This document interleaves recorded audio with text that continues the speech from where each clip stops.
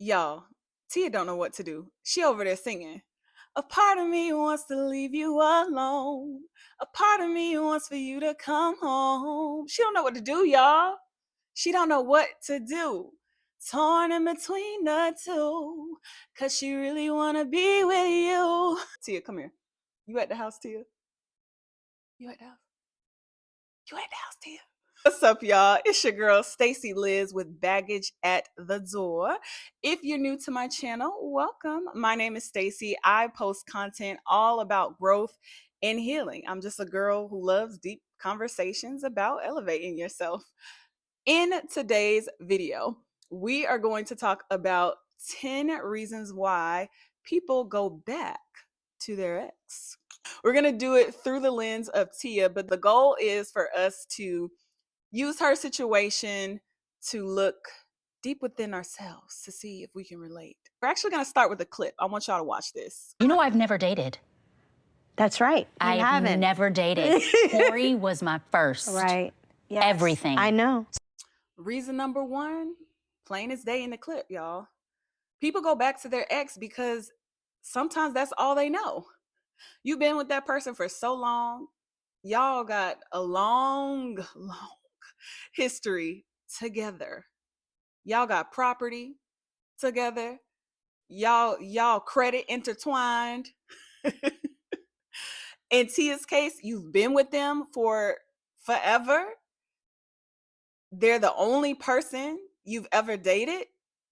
You know, in this clip, we clearly saw that Tia lived a more sheltered life growing up, you know, not being able to date until she was 18, meeting Cory at 20. They got what, 22 years they were together before they divorced? 14 years married. That's a long time. And maybe your numbers aren't that long, but you can relate. You know what it's like to have so much history with that person and separate, and then you start thinking about the history. Oh, dang, let me go back, because people like to stay where they're familiar, you know? So people go back because sometimes that's all they know. Number two, a lot of times people go back to their ex because the dating scene is not what they thought it would be. And you know, in the beginning, it was fun. The DMs were open. You were loving the attention. You were going out with your girlfriends and your guy friends. You were traveling. You got new clothes. You were looking good, snatched. You started going to the gym. Okay. And so you started going on these dates, and it was fun. It was entertaining. You were meeting new people, going to new places, making new memories, right? You started having fun. And there were parts of you that were awakened because it had been so long since you felt this rush of excitement, right? And then it got really excited because now you found someone who actually scores high in the areas that your ex scored poorly in. So now you're really excited because, aha, this is what I've been missing. This is it. I've needed this because I've been empty in this area. So you're having the time of your life, dating and loving it. Maybe your ex wasn't romantic, but this person is, you know, this person's bringing you flowers and chocolate just for a regular meetup at a, you know, a regular place, right? But they're romantic. They're writing you poetry, and you are like, finally, yes, this is what I've been longing for. This feels so good, you know? Or maybe your ex didn't take charge enough, for example. So, but this new person is planning all of your dates. So, honey, the places where you're empty, you're starting to be filled up. Your cup is being filled up, and you're loving it because you're loving on yourself more. You found a new confidence. Y'all know how it is. You're loving the dating life until they let you down.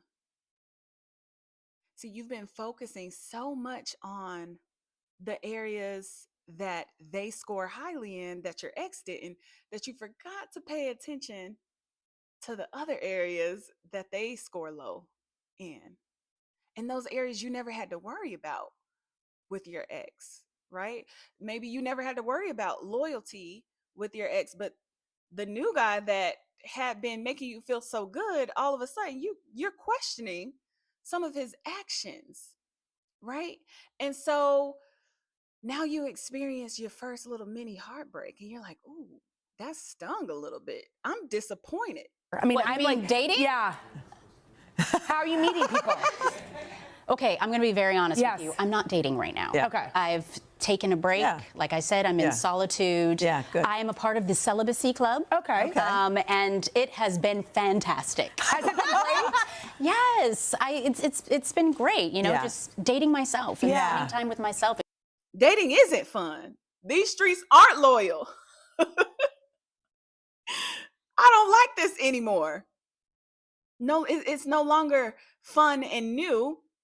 Now reality kind of kicks in and your feelings are hurt. You're disappointed. And so you start to think, well, dang, if I'm going to be disappointed, I might as well go back to where I was. At least I know what I'm going to get with that disappointment. At least I know what I'm signing up for. Maybe I should go back to my ex. I want you to watch this clip of Tamara. And I know we're talking about Tia, but they did grow up in the same house. So watch this clip and come back. You guys all know that I made a pact to myself to stay a virgin before I got married. Oh, we're going deep. And Right? and I tried. I tried for a very, very, very Where is a very my long water? time. What's long? What's long, I got girl? you. Long is 29 years. I waited till I was 29. That's good. However, I had made that pact with myself and with God, so it really messed me up, you guys. When you know I Yeah, I you know. got it. So I know this isn't easy for you because I know we've talked about it and I know We've it's not talked easy about for you. this before with her, and the thing is that it's hard to forgive yourself, but it's okay. Tia and Tamara grew up strict. You know, their parents gave them some very strong moral, values to hold on to. So you saw how much, even now, the clip, being about Tamara having to forgive herself for having premarital sex, right? And she ended up marrying the man that she had premarital sex with, but it still bothers her. So if they grew up in the same household, they probably have similar thoughts. So could it be that Tia started dating and she assumed that the men she was experiencing would be just as flexible and as patient with her and her beliefs in regards to waiting until marriage? Maybe she thought they would be as flexible with her as Cory was. Maybe she had a rude awakening.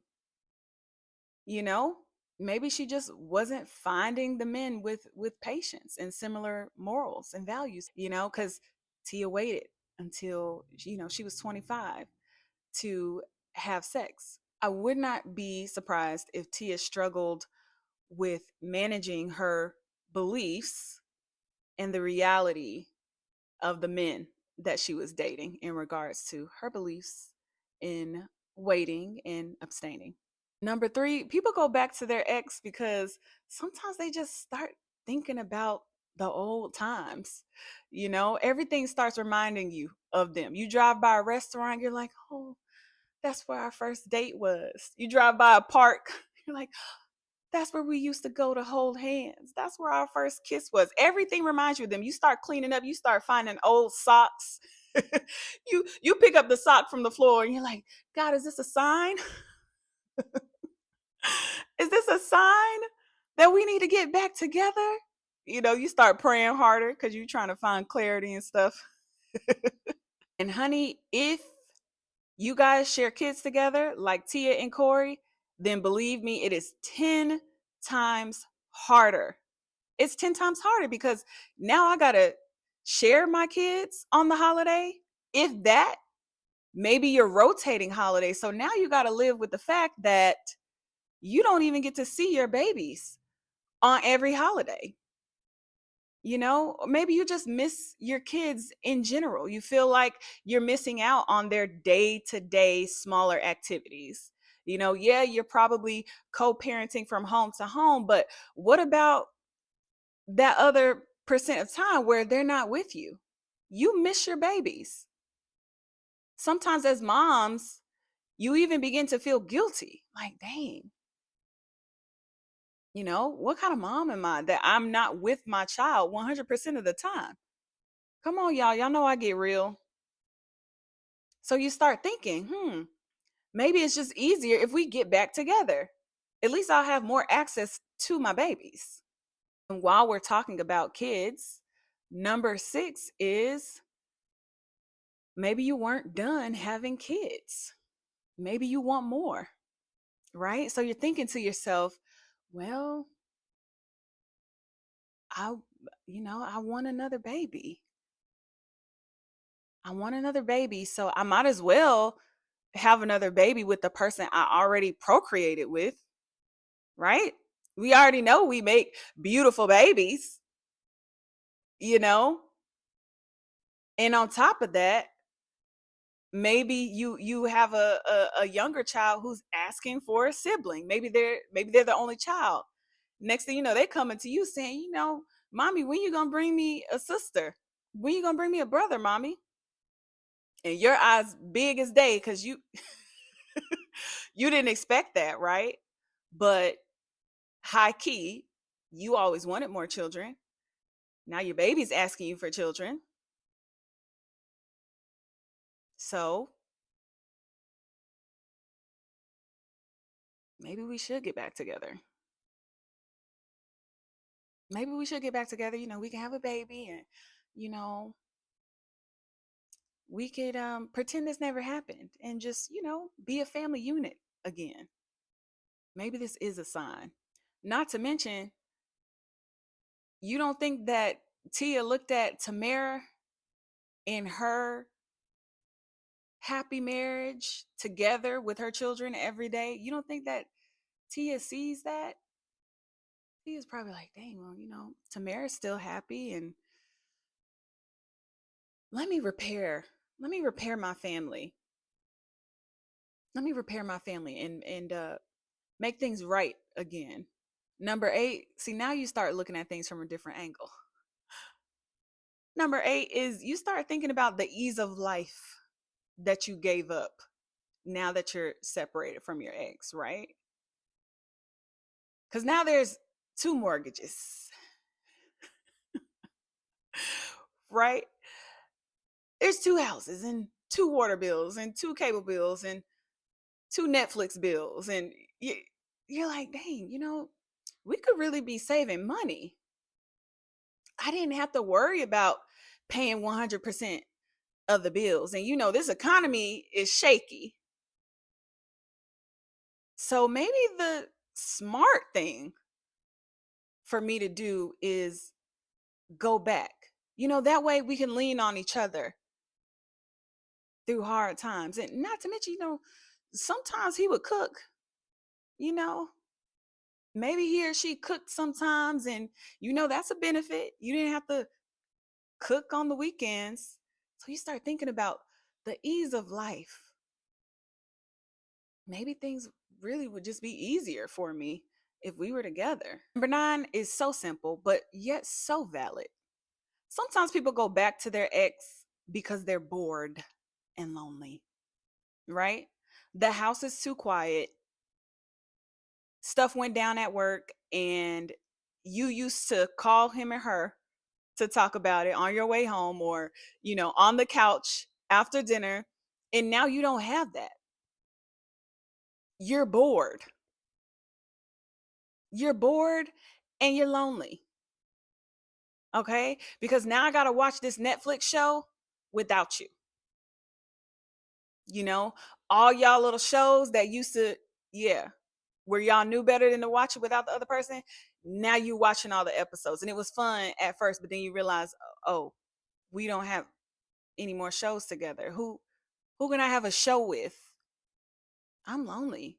And it's not as fun watching it by myself because who can I talk to? Who's gonna get this good commentary? My commentary is too good to waste. Somebody needs to hear this Netflix commentary, right? So you're lonely. You're lonely and you're bored. So a lot of people go back to their ex. They pick up their phone. Y'all know how those texts be. Hey, you know, I was thinking the other day. Y'all know. Y'all know. Have y'all sent those texts before? I want to know. Have y'all sent those hey big head texts before where y'all going down memory lane? Or has somebody like an ex out of the blue ever text y'all like years later and talked about things that y'all went through and memories and stuff like that? Drop down in the comments. And by the way, please like this video so that more people can see this and my, small but mighty channel can grow. And of course, don't forget to subscribe. But yeah, people be bored and lonely, so they run back. Number 10. Sometimes people go back to their ex because they genuinely think that there's been growth. Maybe, they're seeing snippets of behavior and they like what they see. Maybe they're seeing the person's actions and you're like, you didn't do that when we were together. Why you ain't do that when we were together? Dang. Did they mature? Did they go to counseling? Are you a different version of you now? Are you better? You start getting curious, right? Tia, y'all saw the clip where Tia ran into Cory at an event. And in an interview, she said, I was so shocked to see him there because when we were married, he didn't go to those types of events. He stayed home. That was my thing. So all of a sudden, your ex is showing up to things, they're in a little bit of the spotlight. And you're from afar, you kind of like what you're seeing, right? Cory got his movie out. Now, wasn't the timing of that interesting? Go Cory. Tia probably said, oh, it's not me on the screen. It's Cory. It's Cory, and Cory got a check. I like that. Cory's on the Breakfast Club. Cory doing interviews and press. Cory has his own identity now. He's doing his thing. He's not in my shadows. He's interviewing and his confidence is showing up. He even shared that this was his biggest check yet. Okay. I see some growth. I see some maturity. And I've been growing too. I've been going to counseling. So if you've been going to counseling and I've been going to counseling, maybe this will work now. Because I've gone through my own little glow up and it looks like you did too. So should we give this another shot?